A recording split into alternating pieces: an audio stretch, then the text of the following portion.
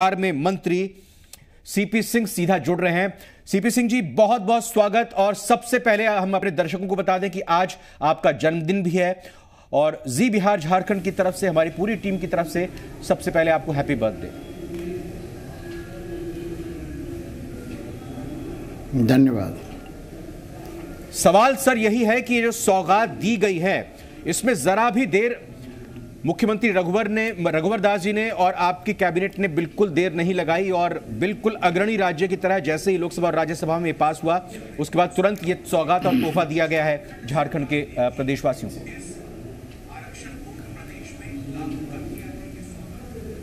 देखिए, सबसे बड़ी बात आपको ये बताना चाहता हूं कि हमारे आज़ादी के बाद पहली बार गरीब स्वर्णों के लिए 10% आरक्षण का प्रावधान आदरणीय मोदी जी ने और केंद्र सरकार ने किया है और राज्यसभा लोकसभा में पास करा करके तुरंत इसको हमारे महामहिम राष्ट्रपति जी ने अधिसूचित करने का काम किया है और साथ ही गुजरात ने भी और हमारे झारखंड ने भी इसे अधिसूचित करने का काम किया है ताकि हमारे झारखंड में रहने वाले वैसे स्वर्ण वर्ग के लोग जो आर्थिक रूप से पिछड़े हैं, शैक्षणिक रूप से भी पिछड़े हैं और सामाजिक रूप से भी पिछड़े हैं, वैसे लोगों को 10% का आरक्षण नौकरियों में जो 15 तारीख के बाद यानी आज से लागू हो गया, आज से शिक्षण संस्थानों में भी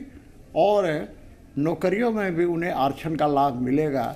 तो मैं समझता हूं कि आज़ादी के इतिहास में यह एक बड़ा मील का पत्थर साबित होगा। सर, केंद्र में भी जब ये कहें कि संसद में पास हुआ बिल, दो सवाल महत्वपूर्ण तौर पर विपक्ष की तरफ से उठाए गए हैं और ये हमें मालूम है बतौर पत्रकार होने के नाते और आप भी राजनेता हैं, मंत्री हैं, आप भी समझ रहे होंगे कि दो सवाल मुख्य तौर पर विपक्षी दल झारखंड में आपसे पूछेंगे। पहला सवाल ये कि चुनाव चाहे लोकसभा का हो या फिर उसके बाद फिर विधानसभा का हो, उसके मद्देनजर आपने इतनी जल्दी ये फैसला लिया है, उसका आप जवाब क्या देंगे? और दूसरा सवाल ये कि नौकरियां तो है नहीं, ये सवाल उठाए जा रहे हैं कि नौकरियां हैं नहीं, इन दोनों ही सवालों का जवाब आप राज्य सरकार के स्तर पर कैसे देंगे?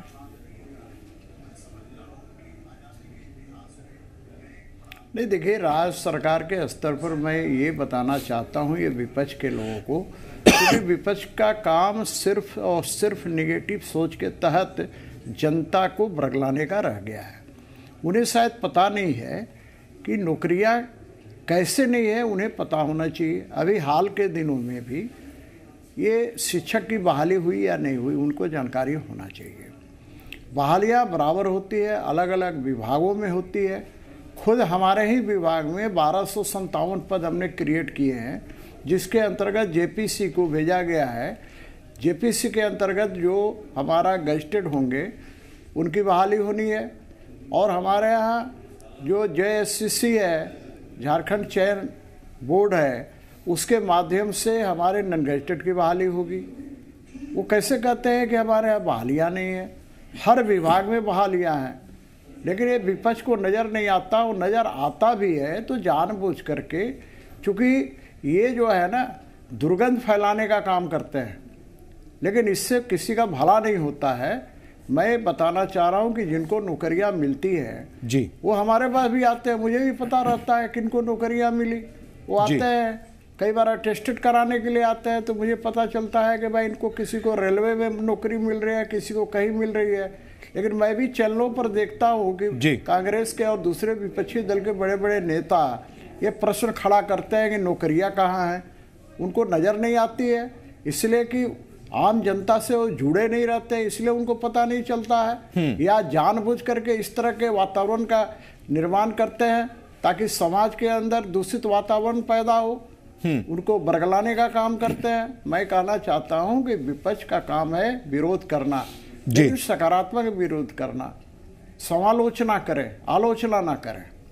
बिल्कुल। सीपी सिंह जी, सवाल यह भी है कि प्रधानमंत्री नरेंद्र मोदी के मास्टर स्ट्रोक के तौर पर इसको देखा गया जब ये केंद्र में बिल लाया गया और इसको पास कराया गया। अब झारखंड में रघुवर सरकार ने, आपके बीजेपी सरकार ने इसको बाकायदा जारी कर दिया है।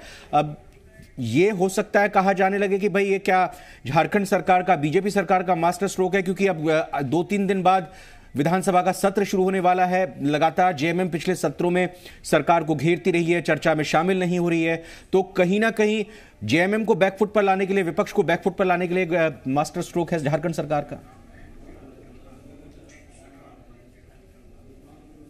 देखिए माननीय, मैं आपको थोड़ा बीच में काटना चाहता हूं। जो जिस तरह के प्रश्न आप करते हैं या बोलते हैं, ये कोई घेरने का काम नहीं करती है। ये विपक्ष के लोग को घेरने के कहीं मुंह नहीं रह जाता है। ये सिर्फ और सिर्फ सदन को बाधित करने का काम करता है। आपको पता होना चाहिए कि चाहे लोकसभा हो या राज्यसभा हो, विपक्ष का काम होता है कि प्रत्येक मुद्दों पर वो सरकार से बहस की मांग करती है। हमारे झारखंड में उल्टा होती है। हमारे झारखंड में जब विपक्ष के मामले बाहर में उठाते हैं तो सरकार कहती है कार्य मंत्रणा समिति के बैठक में कि ठीक है भैया, आपके जो प्रश्न हैं इस पर हम बहस कराते हैं। हमारे स्पीकर भी करते हैं कि हम समय देते हैं, आप बहस कराइए। ये बहस से भाग जाते हैं। ऐसा कोई एक बार नहीं हुआ है। आप पूरे इतिहास को देख लीजिए झारखंड का, अभी पिछले सत्र से 1 साल से 2 साल से आप देख लीजिए, बिल्कुल कई ऐसे मुद्दे आए हैं जिस पर सत्ता पक्ष ने कहा कि हम बहस कराने के लिए तैयार हैं। वो बहस से भागते हैं, वो हंगामा करते हैं, वो तख्ती लेकर खड़ा हो जाते हैं, बेल में आ जाते हैं। तो बहस में चाहते नहीं है, तो आखिर सदन बहस के लिए है या हंगामा करने के लिए है? ये अच्छा प्रश्न ये है। दूसरी चीज मैं कह रहा हूं, आज इनको चिड़ इस बात का है, हेमंत सोरेन जी हमारे विपक्ष के नेता हैं, शिबू सोरेन जी मुख्यमंत्री रहे हैं, हेमंत सोरेन जी मुख्यमंत्री रहे हैं।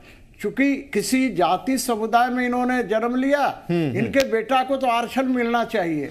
लेकिन इनके यहाँ जो खानसामा का काम कर रहा है, इनके यहाँ जो दरबान का काम कर रहा है, लेकिन वो स्वर्ण है, उसके बेटा को आरक्षण नहीं मिलना चाहिए। बिल्कुल। सीपी सिंह जी, आपने बहुत साफगोई से स्ट्रोक है, साफगोई से बड़े सवालों के जवाब दिए और बिल्कुल तथ्यपरक और आंकड़ों के आधार पर आपने जवाब दिए। एक अंतिम सवाल मैं संक्षेप में चाहूंगा कि आप जवाब दें।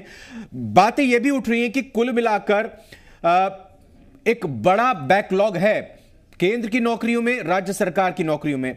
मैं चाहूंगा आप ये जानकारी दें हमारे चैनल के माध्यम से झारखंड वासियों को, उन युवाओं को जो इस वक्त अपेक्षा कर रहे हैं और नौकरियां आए झारखंड में, कितना बैकलॉग है और उस बैकलॉग को पूरा किस प्रोसेस के तहत किया जाएगा। सर थोड़ा संक्षेप में। नहीं, देखिए ये बात सही है कि बैकलॉग है, और बैकलॉग का बारे में जो नियम है, नियम ये कहता है कि जब जो आरक्षित श्रेणी के लोग हैं उनका बैकलॉग है, तो उस बैकलॉग पर वही लोग पुनः उन्हीं का चयन होना है। वो बैकलॉग को दूसरे से नहीं भरा जा सकता, भला ही वो बैकलॉग कितना दिन भी खाली क्यों न रहे।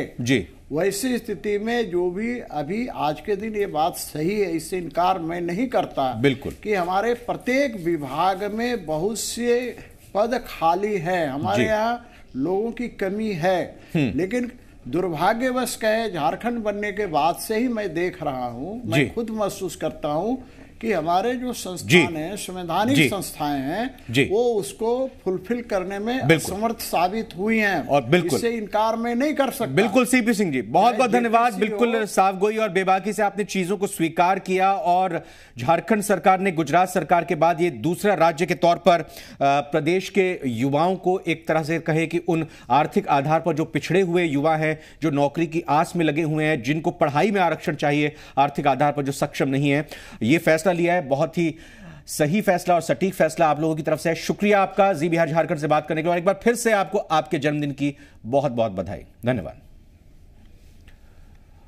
और फिलहाल इसी के साथ इस बुलेटिन में इतना ही। नमस्कार।